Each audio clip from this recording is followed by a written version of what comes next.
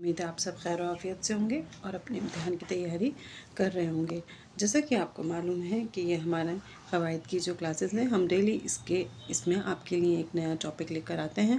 تو ہمارا آج کا جو ٹاپک ہے وہ ہے واحد جمع بنانے کے اصول۔ آپ جانتے ہی ہوں گے کہ واحد کیا ہوتا ہے اور جمع کیا ہوتا ہے۔ اس سے پہلے والی کلاس میں ہم نے اس میں مذکر اور مؤنث دیکھا تھا۔ آج ہم دیکھیں گے واحد اور جمع۔ واحد کس کو کہتے ہیں ہم؟ واحد جو گنتی کی یعنی کہ گنتی جو ہوتی ہے اس میں تعداد میں کتنا ہو؟ ایک ہو، جس کی تعداد کتنی ہو؟ ایک ہو۔ اور جمع کیا ہوتا ہے؟ یہ ہو جاتا ہے واحد، اسے ہم کیا کہیں گے؟ واحد۔ اور جو جمع ہے وہ اس کی دو قسمیں ہوتی ہیں، واحد اور جمع۔ جمع ایک سے زیادہ، جو تعداد میں کتنا ہو؟ ایک سے زیادہ۔ تو یہ بات آپ سبھی جانتے ہوں گے، اسے ہم کیا کہیں گے؟ اسے ہم جمع کہتے ہیں۔ اب آئیے یہاں پر ہم اس کی تعریف دیکھتے ہیں کہ واحد وہ اسم جو صرف ایک چیز کے لیے استعمال کیا جائے، واحد کہلاتا ہے۔ واحد سے ہی آپ کو سمجھ میں آ رہا ہوگا، واحد یعنی کہ اونلی ون۔ جیسے یہاں لکھا ہے لڑکا، مرغی، کتاب، پین، کرسی، ایک یعنی کہ سنگل۔ اس کے بعد جمع وہ اسم جو دو یا دو سے زیادہ چیزوں کے لیے استعمال کیا جائے، اسے ہم جمع کہتے ہیں۔ اسے آپ ایسے بھی سمجھ سکتے ہیں کہ جمع یعنی کہ جھنڈ میں جب کوئی چیز ہو، گروپ میں جمع ہو گئے، ہم کہتے ہیں نا سب لوگ جمع ہو جائیں۔ جب کوئی چیز یا کسی چیز کو جمع کرو، اکٹھا کرو، تو جب اسے جمع کیا جاتا ہے تو وہ ایک سے زیادہ چیزیں ہوتی ہیں جب انہیں ہم کلیکٹ کر پاتے ہیں، جمع کر پاتے ہیں۔ تو آپ اسے ایسے بھی یاد رکھ سکتے ہیں۔ اب اس کی مثال یہاں پر دی گئی ہے، لڑکے، مرغیاں، کتابیں، کرسیاں۔ تو گروپ میں جو چیز ہو انہیں جمع کہتے ہیں ہم، ٹھیک ہے۔ اردو میں مؤنث اور مذکر اسموں کی جمع بنانے کے الگ الگ قاعدے ہیں۔ کل ہم نے دیکھا تھا جیسے مذکر اور مؤنث بنانے کے الگ الگ قاعدے تھے کہ اگر آخر میں یہ آئے گا تو ہے ہو جائے گا، اس طریقے سے تھا۔ تو بالکل اسی طریقے سے مذکر کے جو اسم ہیں وہ الگ طریقے سے بنیں گے، اور جو مؤنث اسم کی جمع ہے یا واحد ہے وہ الگ طرح سے بنیں گے۔ تو ہم یہاں ایک ایک کر کے ان کو سمجھیں گے۔ اب ہم یہاں پر مذکر اسموں سے جمع بنا رہے ہیں۔ واحد تو مذکر وہ واحد تو رہیں گے، ایک سنگل رہیں گے، ہم اس سے ایک سے زیادہ بنائیں گے، جمع بنائیں گے۔ تو دیکھیے اس کا پہلا جو قاعدہ ہے وہ کیا ہے؟ اگر مذکر اسم کے آخر میں الف یا پھر یا الف ہو تو جمع بنانے کے لیے اسے ہائے مجہول یعنی کہ یہ جو بڑی یہ ہے نا، اس کو ہائے مجہول کہا جاتا ہے، سے بدل لیتے ہیں۔ جیسے لڑکا سے لڑکے، بیٹا سے بیٹے وغیرہ۔ یہ الفاظ اسے مستثنیٰ ہیں، مطلب کہ یہ ایسے ہی رہیں گے، یہ جو الفاظ ہیں یہ ہمیشہ ایسے ہی رہیں گے۔ ابا سے ابا، بابا، چچا، نانا، دادا، دریا، صحرا، یہ ایسے ہی رہتے ہیں، ان میں کوئی تبدیلی نہیں ہوتی ہے۔ دوسرا، اگر مذکر اسم کے آخر میں الف اور یہ نون غنہ ہو تو جمع بنانے کے لیے الف کو یا مجہول سے بدل دیتے ہیں۔ جیسے کنواں، کنواں سے کنواں سے کنویں، دھواں سے دھوئیں، یہ کس میں بن جائے گا؟ بدل جائے گا، الف اور نون غنہ ہوگا تو یہ بڑی یہ ہے، یہ مجہول جو ہے اس میں تبدیل ہو جاتا ہے۔ تیسرا قاعدہ ہے اس کا، کچھ الفاظ کی واحد اور جمع کے لیے ایک جیسے مستعمل ہوتے ہیں، البتہ اس کی پہچان فعل کی وحدت اور جمع سے ہوگی۔ جیسے شہر آباد ہے، تو شہر آباد ہے، پہلے میں شہر کیا ہے؟ واحد ہے، شہر ایک ہی ہوگا، شہروں ہوگا تو بہت وہ جمع ہو جائے گا۔ تو جملے سے پتہ چل رہا ہے، فعل سے یہاں پر، کہ شہر آباد ہے تو شہر جو ہے وہ واحد ہے، اور دوسرے میں جمع مستعمل ہے، آباد ہے۔ آباد کس سے ہوگا؟ لوگوں سے، وہاں بہت سارے لوگ ہوں گے تو یہ مستعمل ہو گیا۔ تو یہ تھا مذکر اسموں کے جمع بنانے سے مذکر۔ اب مؤنث اسموں کے جمع بنانے کے الگ قاعدے ہیں۔ یہ دیکھیے اس کا پہلا قاعدہ ہے، اگر مؤنث اسم کے آخر میں ہائے معروف یہ ہو تو یعنی کہ چھوٹی یہ اس کو ہم کہتے ہیں، تو جمع بنانے کے لیے آگے الف اور نون غنہ جس کو ہم پڑھتے ہیں بڑھاتے ہیں۔ جیسے کاپی سے کاپیاں، نیکی سے نیکیاں، اس طریقے سے۔ اگر مؤنث اسم کے آخر میں واو یا الف ہو تو جمع بناتے وقت آخر میں ہے زیادہ کرتے ہیں، جیسے دوا سے دوائیں، بلا سے بلائیں، اس طریقے سے، شکایتیں۔ پھر تیسرا قاعدہ ہے اس کا، اگر مؤنث اسم کے آخر میں یہ الف ہو تو آخر میں صرف نون گننا بڑھاتے ہیں۔ یہ مؤنث کا اگر یہ ہے، خالی اس میں آپ دیکھیں یہ الف آئے، جیسے کہ پڑیا، تو اب اسے پڑیاں کر دیں گے ہم، کیا کر دیں گے، یہاں پہ نون گننا اس میں ہم نے ایڈ کر دیا بس، ٹھیک۔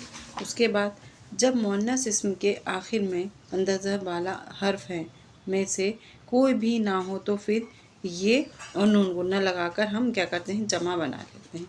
الف بھی نہیں ہو، واو بھی نہیں ہو، چھوٹی یہ اور بڑی یہ بھی نہیں ہو، تو ہم اس میں سمپل سا کچھ بھی نہیں کرتے ہیں، صرف ہم اس میں یہ اور نون گننا لگا کے اس کی کیا بنا لیتے ہیں، اس کو واحد بنا لیتے ہیں، جمع بنا لیتے ہیں، خبر سے خبریں، تلوار سے تلواریں، اس طریقے سے۔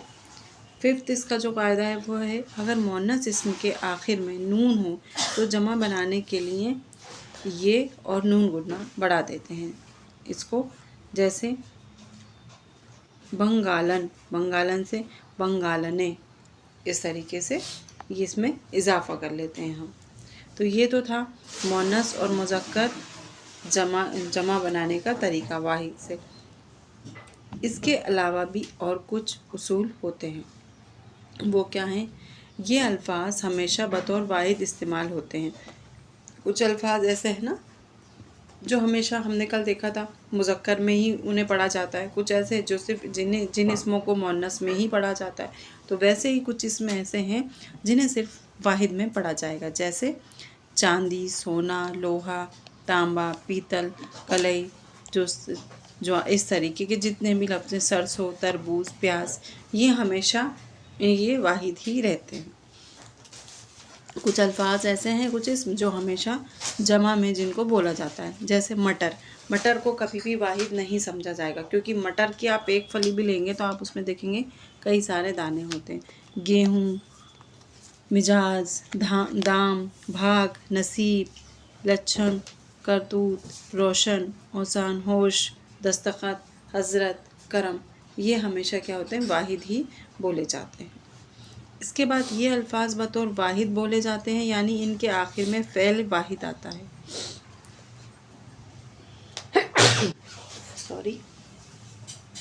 ان میں ہمیشہ کیا آئے گا، فعل واحد۔ کیسے، ریا، آفاق، آسامی، ظلمت، کرامت، اس طریقے سے۔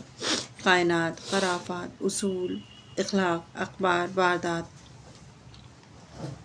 فورتھ جو اس کا قاعدہ ہے یہ ہے کہ فارسی قاعدے کے مطابق بھی اکثر الفاظ واحد سے جمع بنائے جاتے ہیں اور وہ اردو میں عام مستعمل ہیں، جیسے بندہ سے بندگان، ہزار سے ہزارہ۔ عربی میں کیا، فارسی میں کیا ہوتا ہے، کھڑا بولا جاتا ہے نا، تو اس طریقے سے۔ اور نقشہ سے نقشہ جات، اس طریقے سے جو الفاظ بولے جاتے ہیں۔ تو یہ کچھ عربی سے واحد، فارسی سے کے بھی ہیں کچھ واحد جن سے جمع اس طریقے سے بنائے جاتے ہیں۔ اب ہم یہاں پہ ابھی ہم نے کیا دیکھا، واحد سے جمع اور واحد جمع کیا ہوتے ہیں، وہ بنانا۔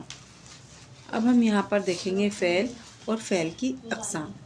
فعل کیا ہوتا ہے آپ جانتے ہی ہوں گے، فعل جو ہے یہ ہم نے جب ہم کلمہ پڑھا تھا، حرف پڑھا تھا، تب ہم نے دیکھا تھا ورب، یعنی کہ کیا، کریا، اور اردو میں سے ہم کہتے کیا ہیں، فعل۔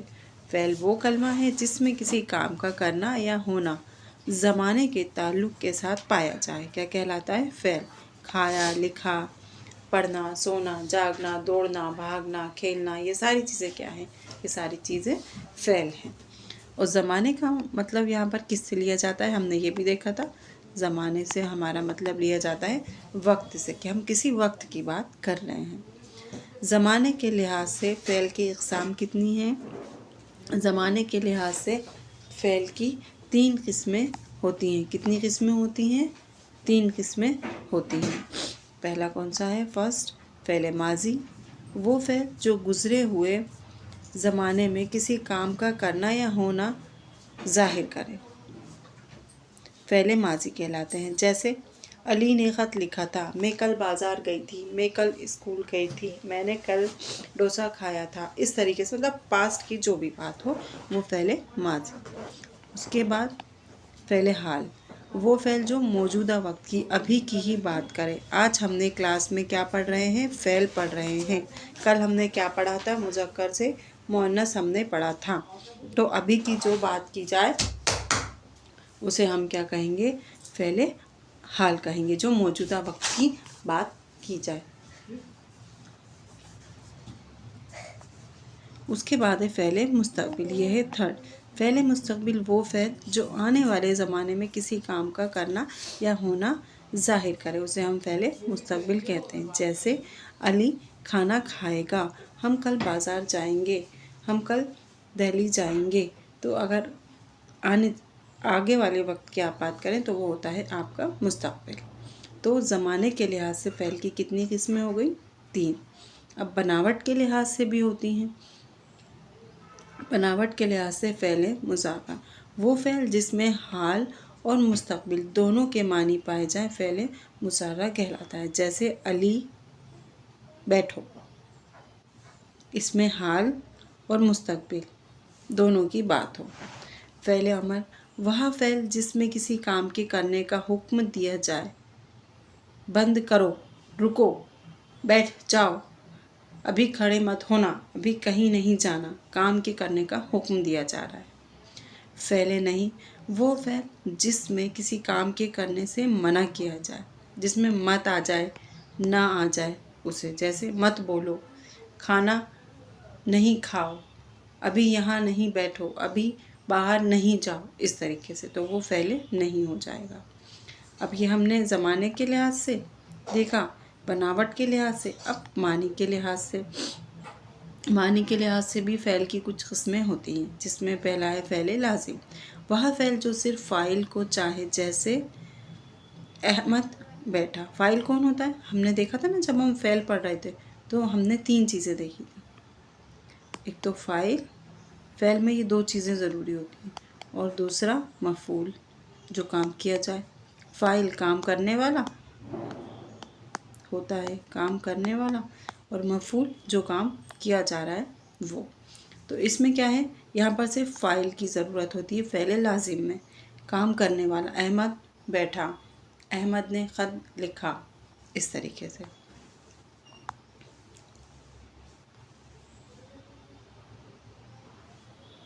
پھر ہے فعل متعدی، وہ فعل جو فاعل کے ساتھ مفعول کو بھی چاہیے۔ اس میں کیا ہوتا ہے؟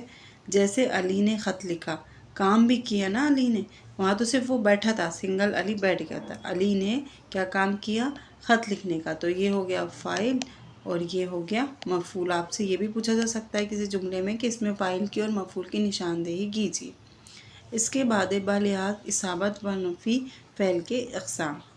مبحث مثبت فعل، وہ فعل جو کسی کام کا کرنا یا ہونا ظاہر کرے۔ جیسے احمد آیا تھا، احمد آیا، یہ ہمیں پتہ چلتا ہے کس میں؟ مثبت فعل میں۔ منفی فعل، وہ فعل جو کسی کام کا نہ کرنا یا نہ ہونا ظاہر کرے۔ جیسے احمد نہیں آیا تھا، میں نے کھانا نہیں کھایا، اس طریقے سے۔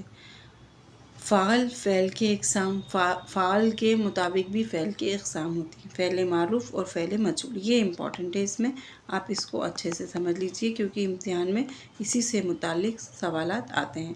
فعل معروف اور فعل مجہول کیا ہوتا ہے؟ فعل معروف، وہ فعل جس کا فاعل معلوم ہو۔ جیسے سعید نے کھانا کھایا، احمد نے خط لکھا، تو اس میں ہمیں فاعل معلوم ہے، کام کرنے والا ہمیں معلوم ہے، اسے فعل معروف کہتے ہیں۔ فعل مجہول، وہ فعل جس کا فاعل معلوم نہ ہو۔ جیسے کھانا کھایا، بازار گئے، کون گیا بازار، کتاب پڑھی، کس نے کتاب پڑھی، نہیں معلوم، تو یہ ہوگا فعل مجہول۔ تو یہ آج آپ کے ہم نے کیا دیکھا؟ فعل، ہم نے واحد سے واحد اور جمع تھا وہ دیکھا، اس کے بعد ہم نے فعل دیکھا۔ اب یہاں پر نیکسٹ جو ہوگا آپ کا ٹاپک وہ ہوگا فعل ماضی کے اقسام، یعنی کہ زمانے کے لحاظ سے جو فعل ہیں یہاں پر یہ اس کی کیا ہیں، اقسام دی ہوئی ہیں۔ ان کو ہم آپ کی جو کل کی کلاس ہوگی اس میں دیکھیں گے۔ آج کی کلاس بس اتنی ہی، شکریہ۔